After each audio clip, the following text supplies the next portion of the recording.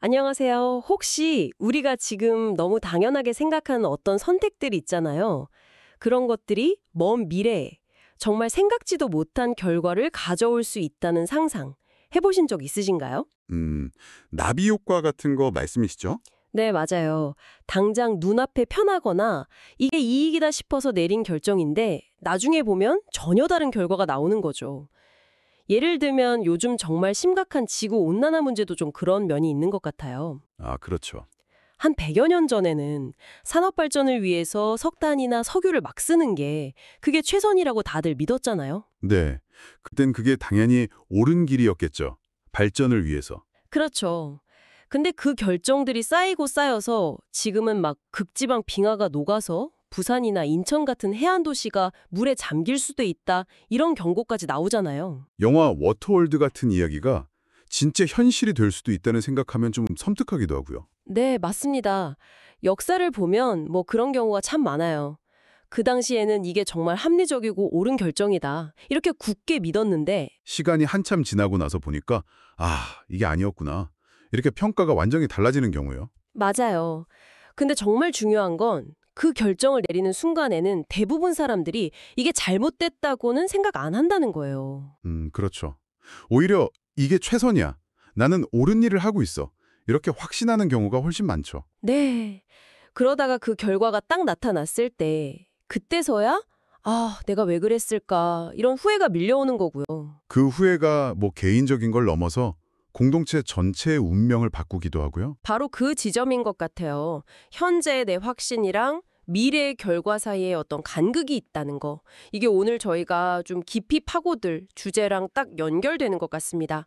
여러분께서 저에게 보내주신 자료들을 보니까요. 오늘은 자기중심적 사고라는 문제에 대해서 좀 집중적으로 이야기해보면 좋겠더라고요. 네, 특히 성경에 나오는 이야기들을 중심으로요. 맞아요. 누가복음 16장에 나오는 그 부자랑 거지 나사로 이야기 있잖아요. 네네. 그리고 디모데전서 6장, 또 예레미야 32장 이런 내용들을 보면서 이 자기중심성이라는 게 우리 삶, 특히 신앙인의 삶과 어떤 관련이 있는지, 또 이게 어떤 결과를 가져올 수 있는지 좀 여러 각도에서 살펴보려고 합니다. 어쩌면 지금 내가 옳다고 믿는 이 확신이 나도 모르는 사이에 미래의 후회를 만들고 있는 건 아닐까 하는 질문을 던져볼 수 있겠네요. 네, 바로 그 질문을 가지고 함께 한번 풀어가 보시죠. 그럼 먼저 누가복음 16장에 나오는 그 부자 이야기부터 시작해 볼까요? 네, 좋습니다. 성경에 보면 이 부자가 자색옷과 고운 베옷을 입고 날마다 호화롭게 즐겼다 이렇게 아주 구체적으로 나와 있어요. 네, 그렇죠. 자세히 보시면 당시 최고급 염료로 만든 거잖아요. 왕족이나 정말 높은 귀족들만 입던 옷. 맞아요. 고운 베옷도 엄청 비싼 수혜품이었을 거고요.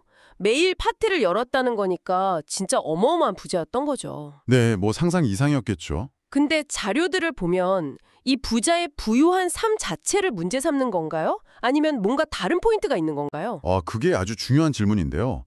자료들을 쭉 보니까 핵심은 이 사람이 가진 재물의 양이 아니더라고요. 그 재물을 대하는 태도, 그리고 그걸 사용하는 방식에 문제가 있었다는 겁니다. 태도와 방식이요. 네. 그러니까 그 모든 부와 자원을 철저하게 자기 뜻대로 썼다는 거예요. 오직 자기 쾌락, 자기 만족을 위해서만. 이게 바로 자료들이 말하는 자기중심적 사고의 핵심이라는 거죠. 아하.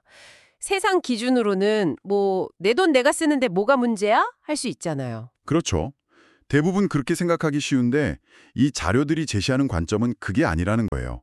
재물은 원래 하나님이 주신 선물이고 청지기로서 잘 관리해야 할 대상인데 이 부자는 이걸 완전히 자기 소유물처럼 여기고 자기 욕망 채우는 데만 썼다는 거죠. 아, 그렇군요.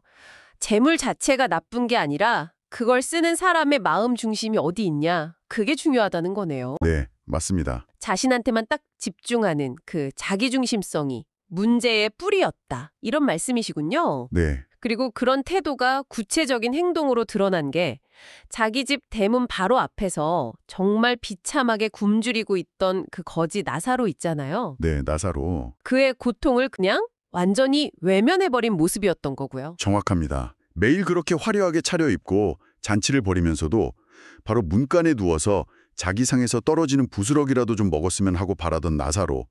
심지어 성경 비면 개들이 와서 그의 헌대를 핥았다고 하잖아요. 그 끔찍한 상황을 보면서도 아무런 도움을 안 줬다는 거죠. 와, 이건 뭐 그냥 무관심 정도가 아니라 정말 철저한 이기심, 냉담함의 극치죠. 자기 세상에 완전히 갇혀서 다른 사람의 아픔에 공감할 능력 자체를 잃어버린 거예요. 네. 근데 여기서 우리가 좀 더 깊이 생각해 볼 지점은요. 이 부자가 자기 삶이 이렇게 잘못됐다는 걸 전혀 몰랐을 가능성이 높다는 거예요. 그게 진짜 좀 충격적인 부분 같아요. 아니, 자기는 그렇게 잘 살면서 바로 문 앞에 고통을 외면했는데 죽어서 자기가 고통받을 거라고는 상상도 못했다는 거잖아요. 네, 그렇습니다. 그 증거가 뭐냐면 그가 죽어서 음부, 그러니까 지옥의 고통 속에서 눈을 딱 들었는데 저 멀리 아브람 품에 안겨있는 나사로를 보게 되거든요. 네. 그러면서 아브람을 향해서 뭐라고 부르짖냐면 아버지 아브라함이여 나를 긍휼히 여기셔서 나사로를 보내어 그 손가락 끝에 물을 찍어 내 혀를 좀 서늘하게 해줍시오. 내가 이 불꽃 가운데서 너무 괴롭습니다. 이렇게 말해요. 아, 아버지 아브라함이요 라고 불렀군요. 네, 이 호칭이 되게 중요해요. 이게 뭘 보여주냐면 이 사람이 살아있을 때 자기를 그냥 돈 많은 사람이 아니라 믿음의 조상인 아브라함의 혈통을 이은 사람. 그러니까 하나님께 선택받고 복받은 아주 의로운 후손이라고 굳게 믿고 있었다는 걸 보여주는 거죠. 와, 스스로를 아브라함의 자손, 그러니까 구원받은 백성이라고 확신하고 있었다는 거네요. 네, 그랬을 가능성이 아주 크죠. 그렇다면 살아있을 때 그 나사로를 보면서는 도대체 무슨 생각을 했을까요? 글쎄요, 아마 이런 생각을 하지 않았을까요? 저 사람은 분명히 뭔가 큰 죄를 지었거나 아니면 엄청 게을러서 저런 벌을 받는 걸 거야. 나는 이렇게 부유하고 잘 사는 걸 보니까 하나님께 복받은 게 틀림없어. 나는 의로운 사람이야. 뭐 이런 식으로 자기 합리화를 했을 가능성이 크죠. 아, 오히려 나사로를 보면서 자기 의로움을 더 확인했을 수도 있겠네요. 그렇죠. 일종의 자기 기만이죠. 당시 사회통념상 부는 하나님의 축복이고 가난은 죄의 결과라고 여기는 분위기가 좀 있었거든요. 그러니까 그 통념에 기대서 자신의 그 자기 중심적인 삶을 정당화했을 겁니다. 하지만 죽음 이후의 현실은 그 사람의 확신과는 완전히 달랐던 거네요. 네. 자기가 경멸했던 나사로는 천국, 아브라함의 품에서 평안을 누리고 자기는 의롭다고 생각했는데 끔찍한 고통 속에서 물 한 방울도 못 얻는 신세가 된 거죠. 맞아요. 그리고 그제야 깨닫는 거잖아요. 세상에 남겨둔 5 형제들도 자기랑 똑같이 살고 있으니까 그들도 결국 여기로 오겠구나 하고요. 네, 그 깨달음이 어쩌면 부자에게는 가장 큰 고통이었을 수도 있어요. 나뿐만 아니라 내가 사랑하는 가족들마저 잘못된 길을 가고 있다는 확신, 그리고 그걸 이제 와서는 되돌릴 수 없다는 그 절망감이요. 아, 그래서 아브라함한테 나사로를 살려서 형제들한테 보내달라고 가서 경고 좀 해달라고 간청하잖아요. 네네. 근데 아브라함이 거절하죠. 모세와 선지자들, 그러니까 성경 말씀이 이미 있는데 그 말도 안 들으면 죽은 자가 살아 돌아가서 말 한들 듣겠느냐 하고요. 이미 충분한 경고가 주어졌다는 거군요. 그렇죠. 이 이야기는 결국 우리가 살아있는 동안에 자신의 삶이나 신념을 얼마나 객관적으로 돌아봐야 하는지, 그리고 하나님의 뜻에 맞춰서 계속 수정해 나가야 하는지를 정말 강하게 보여주는 경고 메시지인 거죠. 네. 여러분은 지금 자신의 삶의 방식을 어떤 기준으로 평가하고 계신가요? 혹시 이 부자처럼 세상의 기준이나 자기 합리화에 기대서 나는 괜찮아, 나는 의로워 이렇게 생각하고 있지는 않으신지 한번 돌아보면 좋겠습니다. 이 부자의 이야기는 정말 많은 생각을 하게 하네요.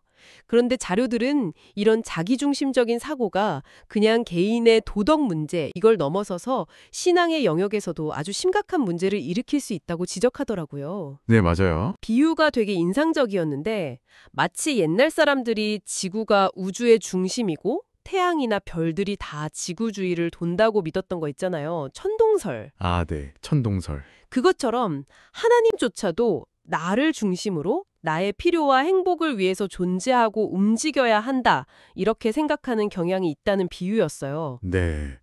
그 비유가 참 적절하죠. 자기중심적 신앙의 본질을 아주 잘 보여주는 것 같아요. 그렇죠. 우주의 중심이 지구가 아닌 것처럼 신앙의 중심도 나가 아니라 하나님이시라는 거죠. 네. 예를 들면 어떤 모습일까요? 예를 들면 내가 원하는 거, 내가 계획한 거, 이걸 하나님이 반드시 이루어 주셔야만 한다고 기대하는 마음 같은 거예요. 만약에 기도가 내 뜻대로 응답되지 않으면 하나님께 막 서운해하고 원망하고 심지어는 하나님 안 계신가 봐 하고 신앙을 떠나기도 하고요. 자료들은 이런 모습들을 딱 집어서 자기중심적 신앙이라고 부르더라고요. 그리고 더 나아가서 성경적으로 볼 때 이건 죄에 해당한다, 이렇게까지 강하게 이야기합니다. 그냥 신앙적인 열심이나 간절함으로 볼 수도 있을 것 같은데 이걸 죄라고까지 하는 이유가 뭘까요? 좀 더 설명해 주실 수 있나요? 그건 이제 기독교 신앙의 아주 근본적인 전제랑 관련이 있어요. 그리스도인은 자기 삶의 주인이신 하나님의 절대적인 주권 아래 놓인 존재라는 거죠. 아, 하나님의 주권. 네. 근데 자기중심적 신앙은 이 질서를 완전히 뒤집어 버리는 거예요. 하나님을 내 삶의 주인, 내 삶의 왕으로 모시는 게 아니라 뭐랄까 마치 알라딘 램프의 진리처럼 내가 필요할 때 나타나서 내 소원 들어주는 존재, 내 삶의 일부분이나 도구 정도로 여기는 태도라는 거죠. 그렇군요. 이건 결국 하나님의 말씀이나 그분의 뜻을 따르기보다는 자기 소견에 옳은 대로, 그러니까 내 경험, 내 판단, 내 욕구를 기준으로 살아가는 삶으로 이어질 수밖에 없다는 거고요. 성경에서는 이런 상태, 하나님과의 관계가 딱 깨어진 상태를 죄라고 본다는 겁니다. 아, 하나님과의 관계 설정 자체가 잘못되었다는 거군요. 내가 중심이 아니라 하나님이 중심이셔야 하는데 그 위치가 바뀌어버렸다. 이 지적이네요. 맞습니다. 우리는 본질적으로 하나님으로부터 모든 것을 그냥 은혜로 받는 존재잖아요. 생명, 건강, 재능, 시간, 구원까지도요. 네. 존능하신 하나님은 우리가 원하는 대로 기도에 응답 안 하신다고 해서 그분의 영광이나 능력이 조금이라도 손상되거나 하시는 분이 아니시죠? 그렇죠. 오히려 우리는 내 뜻이 아니라 하나님의 뜻이 이루어지기를 구해야 하고 그분의 지혜와 인도하심에 순종하고 의지해야 하는 존재다. 이 관점을 회복해야 한다는 게 자료들의 핵심 주장입니다. 내가 삶의 운전대를 쥐고 있다고 착각하지 말고 하나님께 기꺼이 내어드리는 믿음이 필요하다는 거죠. 그렇다면 이런 자기중심적인 사고나 신앙에서 벗어나서 하나님 중심의 삶을 산다는 거, 이게 구체적으로는 어떤 모습일까요? 좀 막연하게 느껴질 수도 있을 것 같은데요. 자료들이 제시하는 대안 같은 게 있을까요? 네, 몇 가지 중요한 방향을 제시하고 있습니다. 첫 번째는 하나님께서 진짜 원하시는 것은 그냥 종교적인 의식이나 행위 자체가 아니라는 거예요. 삶의 모든 영역에서 드려지는 온전한 순종, 이걸 원하신다는 점을 강조합니다. 삶 전체를 통한 순종이요? 네, 구약의 예레미야 선지자 이야기가 아주 좋은 예가 될 수 있을 것 같아요. 아, 예레미야요? 네, 그때 유다 왕국이 바벨론 제국한테 침략당해서 거의 멸망 직전이었거든요. 모든 게 다 무너져 내리고 희망이 전혀 안 보이는 그런 절망적인 상황이었죠. 네. 근데 하나님께서 예레미야한테 친척의 밭을 사라고 명령하세요. 네. 나라가 망해가는데 밭을 사라고요? 그랬죠. 상식적으로는 진짜 말이 안 되는 일이죠. 곧 빼앗길 땅인데 그것도 자기 얼마 안 되는 재산을 들여서 사라는 거니까요. 와, 보통 사람 같으면 하나님, 지금 이게 무슨 말씀이세요? 하고 따졌을 것 같은데요. 그랬겠죠. 근데 예레미야는 그 절망적인 상황에서도 자기의 이성적인 판단이나 감정이 아니라 하나님의 말씀에 그냥 그대로 순종해서 밭을 삽니다. 와, 이건 그냥 밭을 사는 행위 그 이상이에요. 무너진 현실 너머에 있는 하나님의 회복, 그 미래에 대한 약속을 믿는 믿음의 행위였던 거죠. 아, 이처럼 하나님 중심의 삶이라는 건 때로는 우리의 이성이나 상식을 뛰어넘는 순종을 요구하기도 한다는 걸 보여줍니다.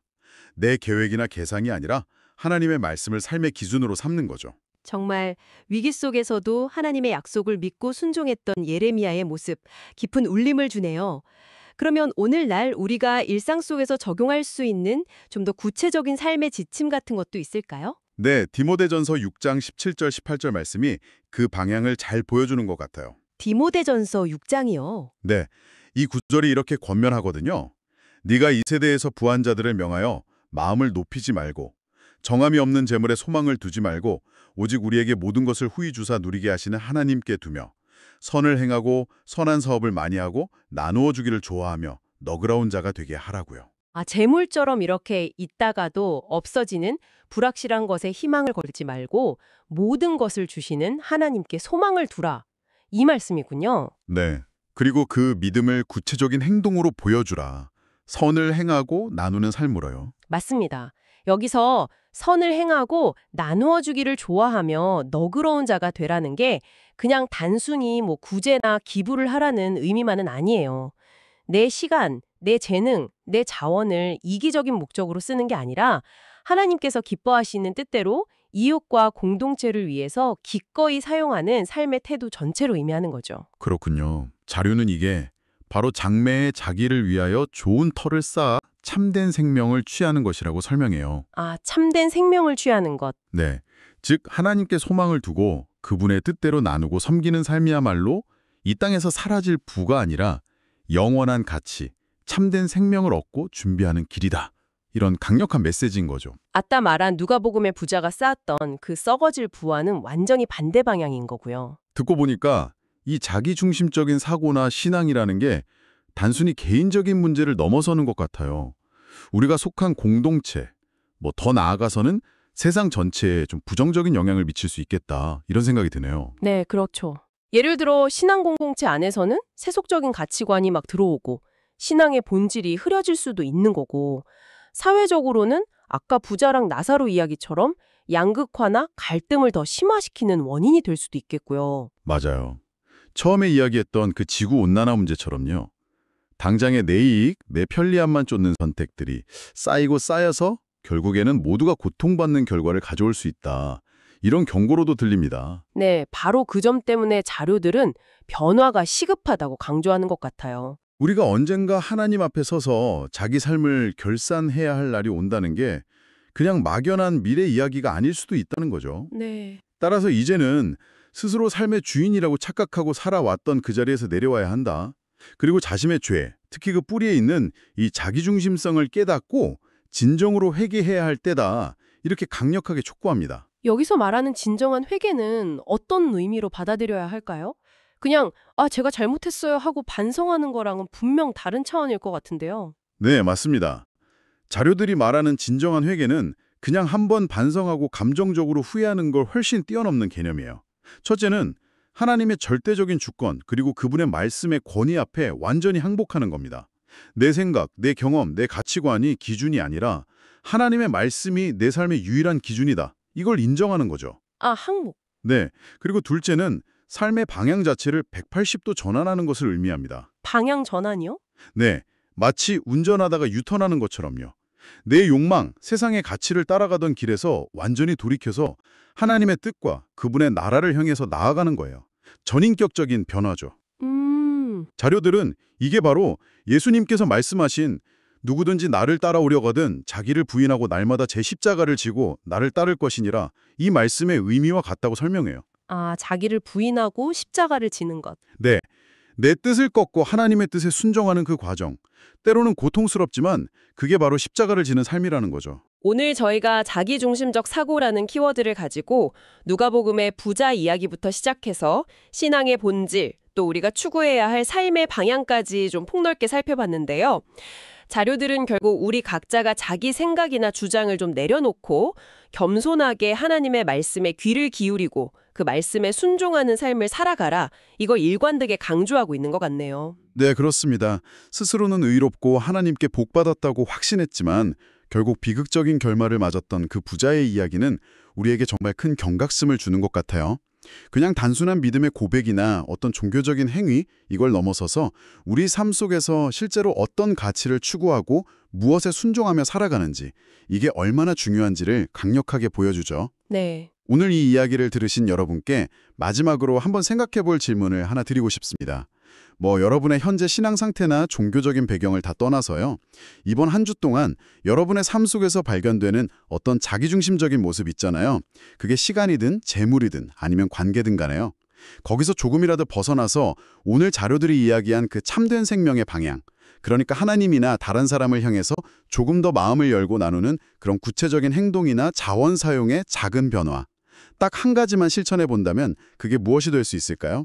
아주 작은 거라도 좋습니다. 네. 한번 진지하게 고민해 보시고 또 실천해 보는 그런 시간을 가져보시면 어떨까 싶습니다. 네, 오늘 나눈 이야기들이 여러분의 삶을 돌아보고 또 더 깊은 성찰로 나아가는데 작은 보탬이 되었기를 바랍니다.